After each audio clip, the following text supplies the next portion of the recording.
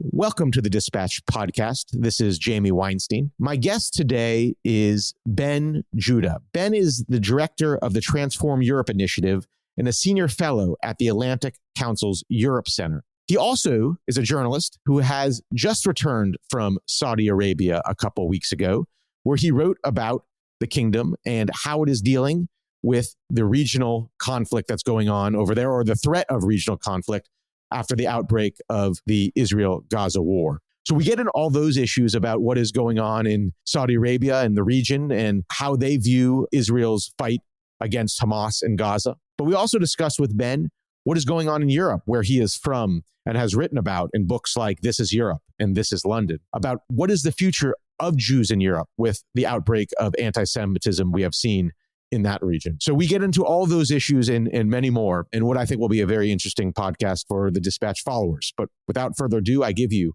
Mr. Ben Judah.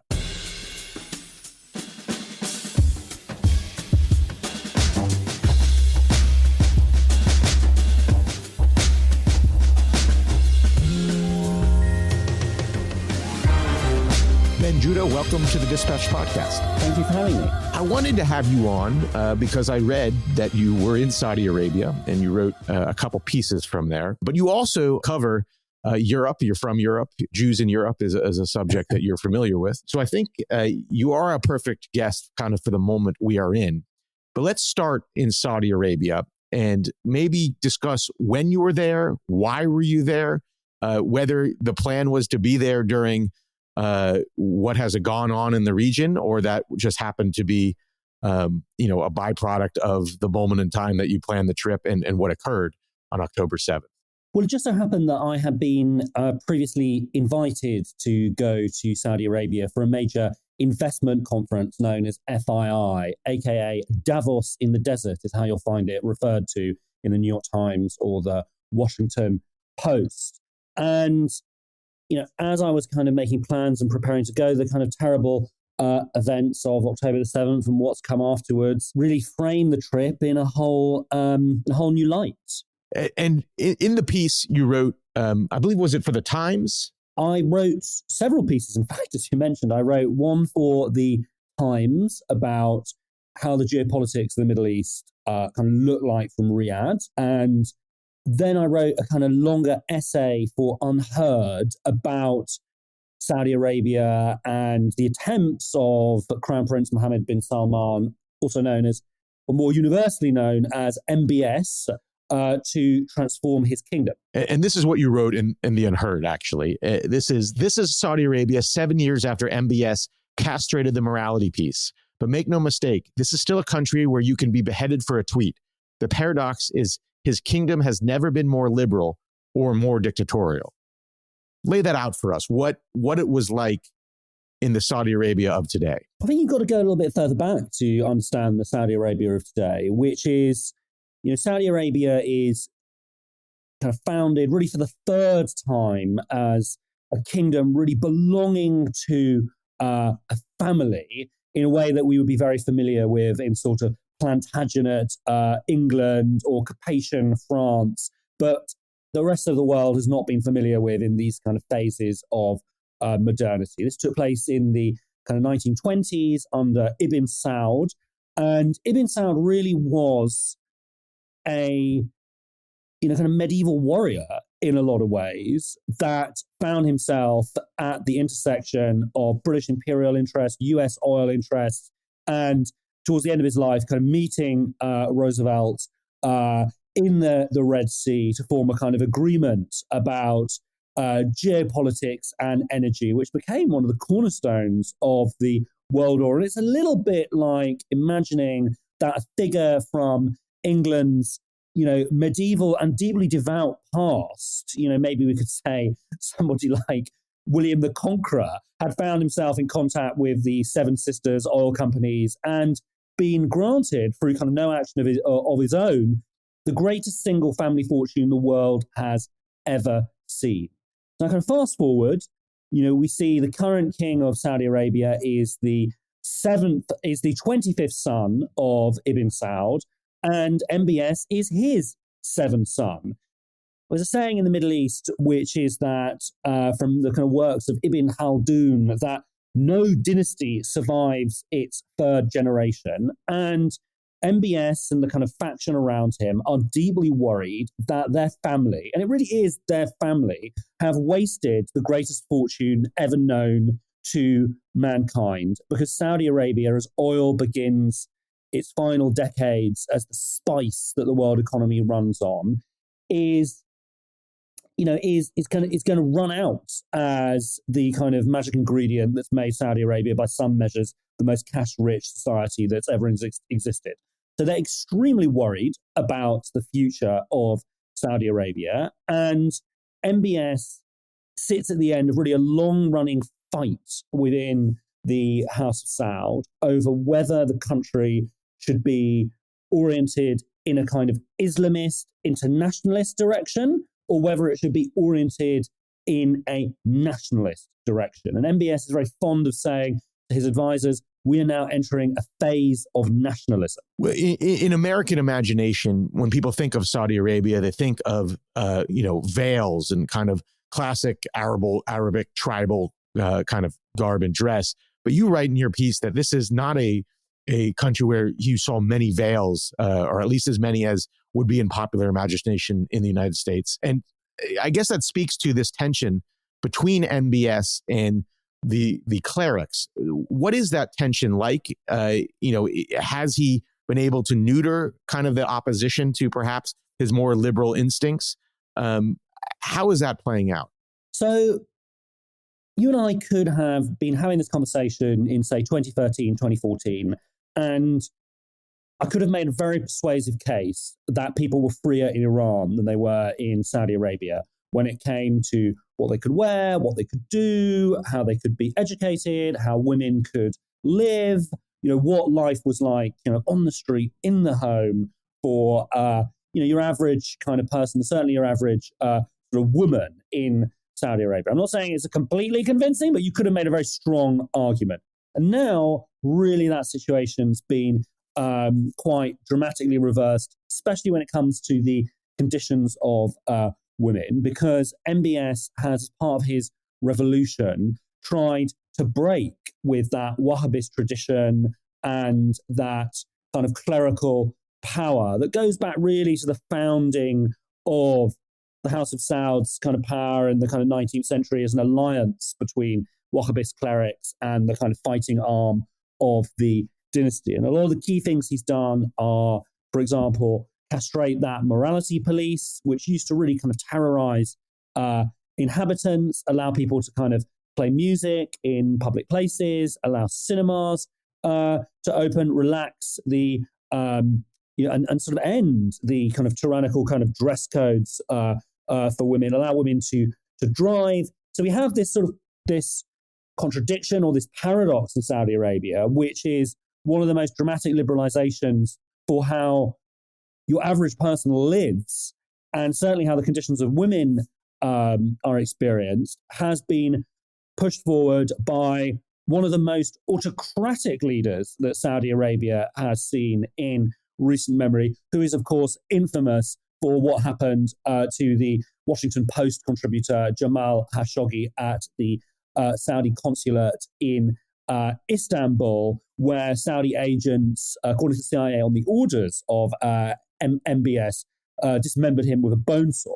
That lays a good background, I think, to where Saudi is playing in what we see as a regional conflict, at least maybe not a hot conflict regionally, but certainly one where there's discussion of that.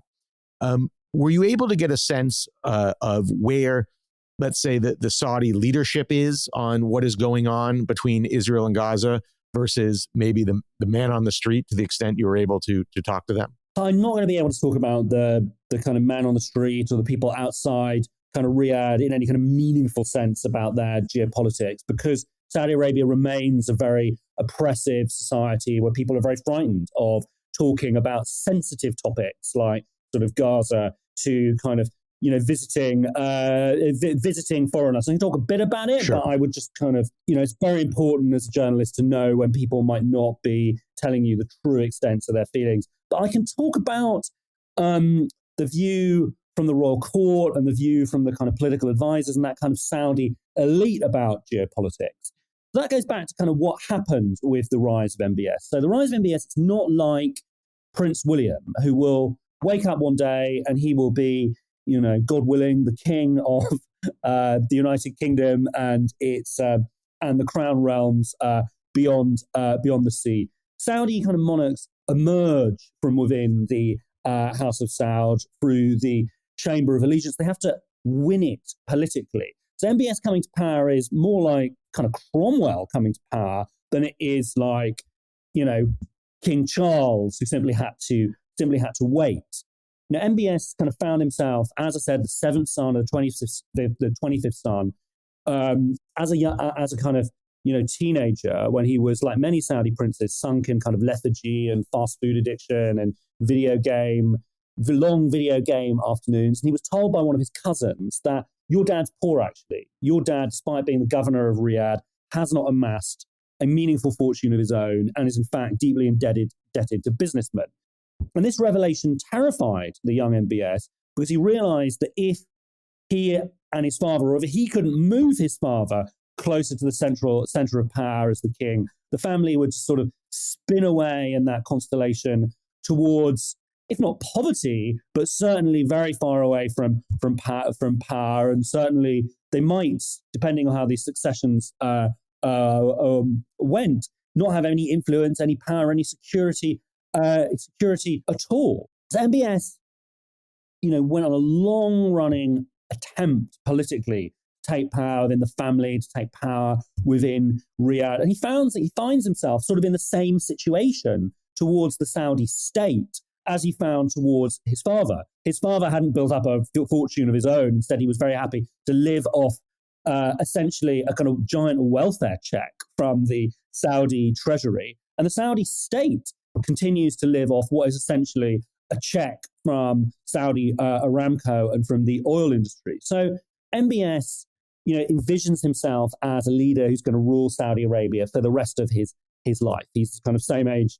He's only a few years older than me. I'm 35, but he's planning a long life for himself. And he knows that as he plots out a reign that he wants to measure in multiple decades, only around a third or half of that will be in the oil era. We're only looking at a few more decades where Saudi Arabia can rely on that giant welfare check before it finds itself in a new situation where it cannot pay for the state as it currently exists and the social system that currently exists. And he knows that could be extremely dangerous for the House of Saud. So really, his geopolitics stem from that realization. And that's why he sees himself as wanting a less ideological Middle East, where he normalizes with Iran and would also like to normalize with Israel, because he believes he needs to turn Riyadh and Saudi Arabia into a new version of Dubai and the United Arab Emirates if he ultimately and the family ultimately is going to retain power. So what do you think he is doing behind the scenes right now, seeing what occurred on October 7th, how that may affect what his plans were to come to terms of some sort of agreement with Israel? Where does he sit right now? It's really important to kind of remember how Arab leaders look at their deals with Israel. And they don't look at them ultimately as deals with Israel. They look at them as deals with the United States. And that goes back to the diplomacy that kind of Henry Kissinger did in 1973 and set the stage for the diplomacy after which is the deal between Anwar Sadat and Menachem Begin was really a deal between Egypt and the United States to leave the Soviet orbit and to receive a large permanent subsidy, essentially, for its military, and to find itself in a situation where it was protected by the benevolence of the American order and not finding itself in, what the Egyptians had the foresight to see was ultimately only a short-term plan to be in any kind of Soviet orbit. And then all subsequent deals with Israel have operated more or less on the same measure.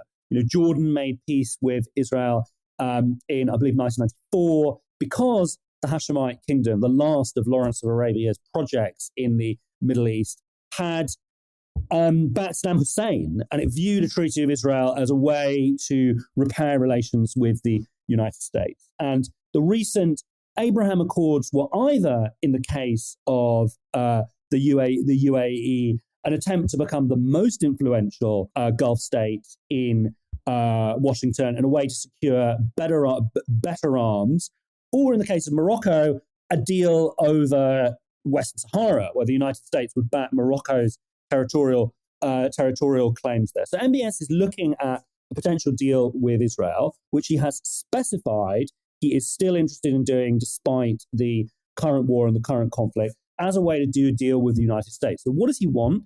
He wants some kind of security pact from the US, maybe not NATO Article 5, where we pledge kind of come to your defense, STAR Treaty, maybe, Article 3.5 or 3.75, something close to that, and a kind of civilian monitored nuclear program to transform Saudi Arabia's energy, and implicitly to provide a counterweight to the fact that Iran is now a nuclear threshold state. So those are the things that he wants from the United States. And one of the reasons that he also would like to do this is about this kind of ideological battle. As I said earlier, he views himself as a nationalist who is bringing his country out of a phase of Islamism into a phase of nationalism. He takes a lot of inspiration from NBZ, who is the Crown Prince of Dubai, and he views him really as the kind of pioneer of what a kind of contemporary Arab leader can look like. And in order to win this sort of conflict against Islamism, which he believes has impoverished Saudi Arabia culturally and politically and left it, sort of isolated and backward relative to where it should be, it's very important to diminish those conflicts which could be used by them, such as either the conflict with Iran or the conflict with Israel. And Hamas, and of course its kind of backers ultimately in Iran, understand this perfectly well, which is one of the reasons why the attack on October the 7th took place. It was also an attack on this plan. Could you get a sense whether MBS and those around him want to see Israel succeed in defeating Hamas, destroying Hamas, dismantling Hamas, or do they see this conflict flaring up as a annoyance, this massacre as an annoyance to what they were trying to achieve before October 7th? Well, as I said, their mission is about Saudi Arabia. It's about how to save the House of Saud through modernizing Saudi Arabia's economy. How do they go from Riyadh to the new Dubai? And so they're not concerned ultimately about Israel's security. They're concerned about, how do events that are going on in the Middle East play into that? They look at it like this. Situation A, Hamas rules Gaza, backed ultimately by Iran, is not a situation they like. They don't like it. Situation B, where Gaza could be run by some kind of UN trusteeship with international Arab forces, and they would sort of pay for it, and the PA might return. They would much rather it was in that situation. But they don't know how to go from A to B without exploding the whole Middle East. And there are two things that they're very worried about. They are worried about Jordan and Egypt. They look at Jordan and they see this sort of half-British king that's got more properties in Knightsbridge and in West London than many of the great British property developers, as potentially at risk, given that his population is majority Palestinian, of some kind of overthrow if things get really, really, really bad, and that will be chalked up as an Iranian win. You could see, hypothetically, you could even see Hamas take over larger parts of Jordan, and that's the kind of nightmare scenario for them. They don't want to see Jordan collapse. That's not on the cards for now, but that's the kind of thing they're worried about. And they don't want to see Egypt fall back into the hands of the Muslim Brotherhood. Hamas is, of course, an offshoot in a kind of spiritual sense, not a direct political sense, of the kind of Muslim Brotherhood of Egypt. that was what General Sisi, so brutally crushed and overthrew, restoring his sort of military secularism to power. And the way that General Sisi is viewed from Saudi Arabia is not a very good leader. Very bad at balancing the books, very bad economically, just hasn't done anything meaningful. Economy's in a very, very bad state. There were protests that were already beginning before this conflict. So they were very worried when I was there about what could happen to Egypt. So that's why they had been publicly calling for a ceasefire and hoping the conflict could be wrapped up sooner. But if they could get to a situation where Hamas had disappeared and the Middle East had not been completely exploded, they would be fine with that. As we're discussing, NBS has this interesting family dynamic. Is there a chance that when his father dies, that he could be removed from the de facto leader and not become king? Or has he so cracked down on dissent within, royal dissent within Saudi Arabia that it's almost automatic that he becomes the king of Saudi Arabia? Well, firstly, when you arrive in Saudi Arabia, one of the things you immediately start seeing are his portrait hanging in many locations, like over lobbies, next to that of his father. So when you go to the kind of museums that he's opened, and there are the lists of the names of the kings, it doesn't end with his current father, the king. It ends with him as the crown prince of Saudi Arabia. His image is everywhere. His face is everywhere. If you go to, as part of his kind of modernization drive, they've launched what's called the Riyadh Seasons, turning this city where, in a lot of ways, fun was banned. Public fun was banned. Like music was banned. It was frowned upon to have into a whole series of international events and sporting events and music events and sort of boxing events. You were there, in fact. I'm a big boxing fan, and there was a major.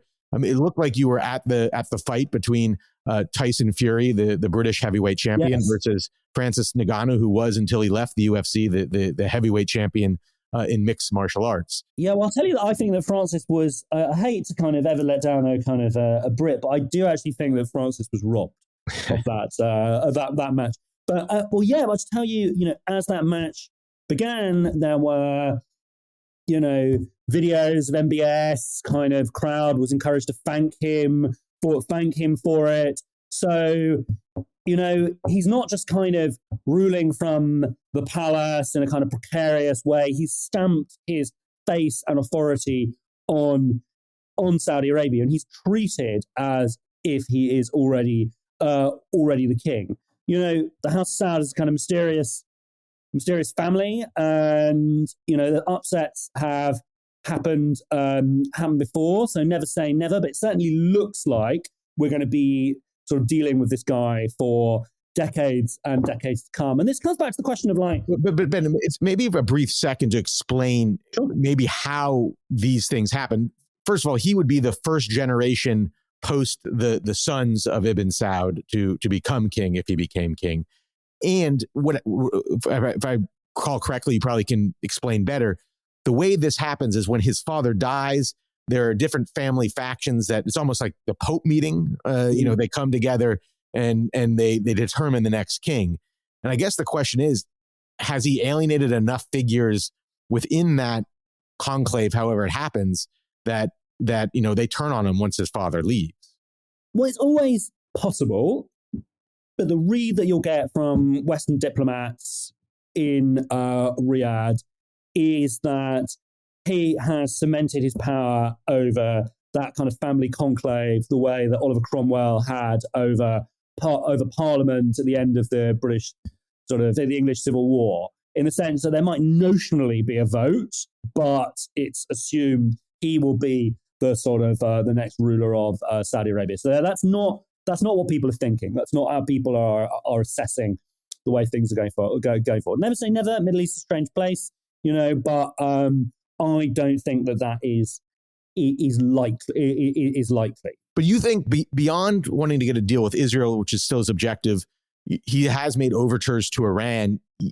Is the sense that, at one point there was this belief that Saudi Arabia was hoping Israel would strike Iranian nuclear plants and kind of decommission them. Is his view now that he just wants to make peace deals with even forces within Iran that might want to overthrow him? Well, he's in a place now where he believes that Iran is a nuclear threshold state, and it's only a matter of kind of assembling the bomb, not getting yourself technologically in a place to do it. And the best thing in order for him to achieve his vision 2030, as he puts it, of transforming the Saudi economy, is to try and normalize relations in the Middle East and to try and turn the Middle East away from a kind of conflict zone and more to a marketplace. In many ways, he's in a kind of neoliberal phase. Like, you go to his kind of major businesses, it's all about investment, it's all about kind of opening kind of borders, it's all about kind of trade,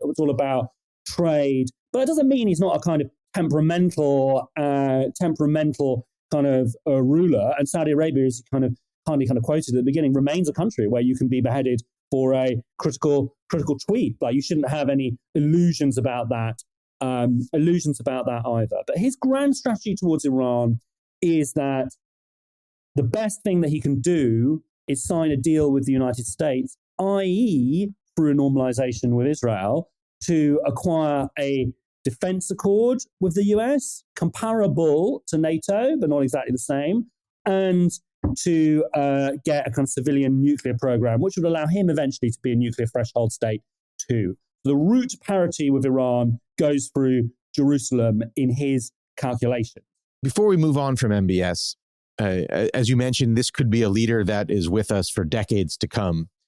You write in your piece, for the optimist, he is a Saudi Ataturk or Peter the Great, the latest Arabian incarnation of a westernizing dictator. For the pessimists, they see the smile of Saddam Hussein, pointing to the dismemberment of Jamal Khashoggi and his strange facial tics. Which is he, do you think, Ben? What is your view of that? Well, I don't know is the answer, and I'm of Iraqi Jewish descent, and Iraq's played a lot of roles in different sides of my family's history. And when you speak to people in my family who knew Iraq in the 1970s, they would tell you that Iraq was making huge progress, especially on the question of women and complete equality, and that you could visit Baghdad and it looked too different then from visiting Kuwait or visiting Dubai or visiting kind of Riyadh. Thing about something Lord Acton said that supreme power, absolute power corrupts absolutely, and I think just it's very difficult to plot out somebody's mental state over 10, 20, 30, 40, 50 years in that kind of position. One thing that we can begin to judge is MBS's economic plan working? Like, if you go to this kind of giant investment forum at FII, the Davos in the desert, you have all these stalls to these mega projects, and these are, like the Muqab, a square skyscraper that's going to be in Riyadh, cubic size of 20 Empire State Buildings. It's like Neom, the linear city through the desert, 114 kilometers, I believe long. All of these many other mega projects as well. And the question is that an economy? Like, are these things even going to be built? Like, most of the people that I spoke to there didn't believe that these things were going to be built. And if you look at the kind of raw economic data of Vision 2030, it's succeeding in some ways on its own terms. It's failing on most of them. So we're now about halfway through this kind of economic program, this kind of initial kind of multi-annual plan. The share of the Saudi economy, which is state, i.e. state oil versus private, has not changed. The share of private investment that's coming in has not changed. Unemployment has not meaningfully changed. The one area that has been absolutely transformed is the participation of women in the workforce. It was around kind of 30% before Vision 2030. They were hoping maybe to get it to kind of 45% after a few years. It's now over 65%. So really that transformation is the part that's working. So looking ahead, it's important to start to ask ourselves: can Saudi Arabia balance the books? Now, thing about decarbonisation is it's a bit of a kind of infernal wheel for Saudi Arabia, in which, contrary to expectations, as the world decarbonises and we move essentially the core of modernity, we move it from a fuel-based economy to a metal-based economy. It's electric cars powered off lithium. It's, that's kind of windmills, that's kind of solar panels. What that means is still a huge amount of oil that's going to be needed and used for decades to come, but it's going to become much more expensive to get oil out of the ground in most countries in the world. So places like Ecuador, quite a high break-even price to get your oil out of the ground. You'll be incentivized by kind of global decarbonization standards and just by economic logic to kind of stop doing it.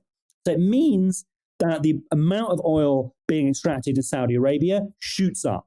And therefore, Saudi Arabia earns more money in the initial phases of decarbonization before running out of money. So all it takes right now with Saudi Arabia's books is Saudi Arabia didn't really have debt about 15, 20 years ago. And I mean, it just didn't have debt as a kind of, the country itself, unlike Britain or France, the United States, didn't have debt.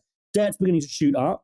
The budget doesn't balance about quite a high price of oil. Before COVID, when the price of oil really went down to about $20 a barrel, Saudi Arabia was in a bit of trouble economically, not seriously, but it wasn't this kind of festival that we're in now. So it's quite conceivable that if a couple of things happen, such as the end of the energy war between Russia and the West, could happen, or some kind of dramatic breakthrough in battery technology, could happen. The FT is full of stories every day telling us that there's been some kind of small advance on sodium batteries.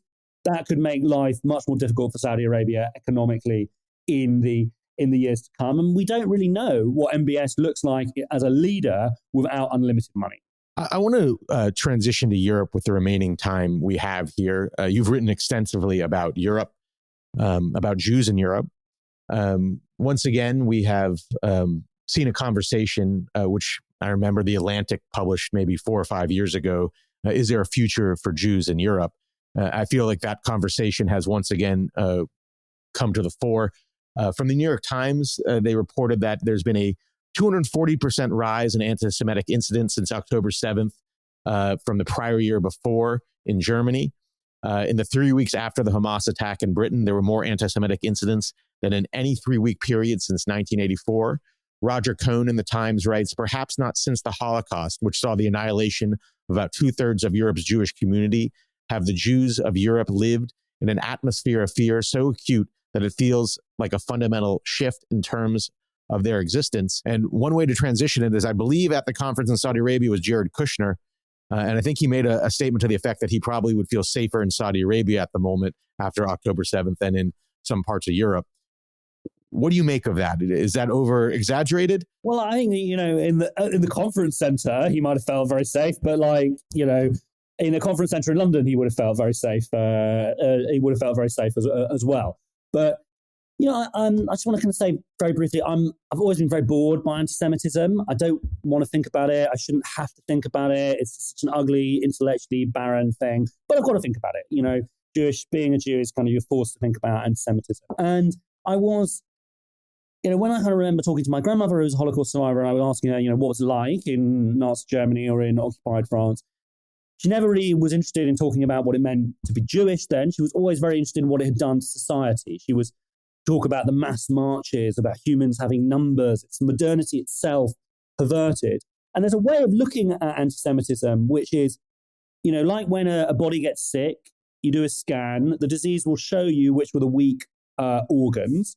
And anti-Semitism shows you what parts of modernity are, shows you in a sense the nature of modernity. And if 20th century anti-Semitism was biologically racist in an age of classification, in an age in which the anti-Semites were proud of Western global dominance, the Jew was seen as some kind of infiltrator, that had to be destroyed in order to save that dominance. In an age of mass parties, anti-Semitism took on the form of mass parties. In an age of like book-length credentialed ideologues, anti-Semites were credentialed ideologues. And in an age of charismatic leaders, the anti-Semites were charismatic leaders. So when I look at anti-Semitism today in Europe, but also in North America, I don't think it's really a European story anymore. I think it's a kind of Western story. Look at what's been happening in Montreal over the last few days. In Montreal in the last few days, we've seen a near riot at a university, a professor yelling at a Jewish woman to kind of go back to Poland with an Arabic swear word. We've seen attempts to firebomb synagogues. Bullets have been fired at Jewish schools.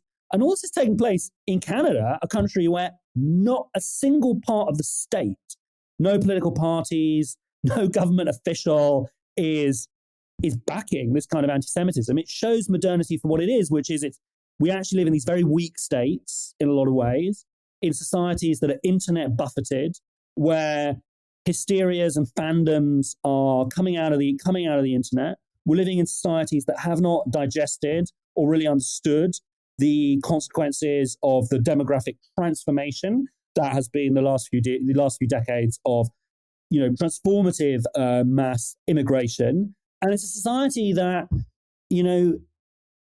because it's so used to thinking about ideologies, having ideologues and publishing books and being credentialed, it doesn't want to kind of appreciate the fact that in an internet society, the fact that you've got large chunks of the further left or the further right, sort of without leaders, but in a kind of online culture of kind of comments and posts and like ironic accounts with the kind of faces of bodybuilders or of kind of smiling dogs spewing a kind of anti-Semitism doesn't mean it's not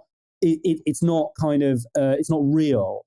And I think that anti-Semitism is really kind of revealing society for kind of what it is. So I don't think that I think in a way the kind of golden age of Western Jews, after the Holocaust is coming to an end, but I don't think we're going back to the kind of dark ages before. I think we're going into something manic and grey. And I think, in the way that kind of anti-Semitism in Nazi Germany didn't give you a portrait of the Jew, it gave you a portrait of the German. What's happening now gives you a kind of portrait of a lot of what's going wrong with Western societies, or a lot of what's contested in Western societies. With that, Ben, thank you for joining the Dispatch podcast. Thank you. My pleasure.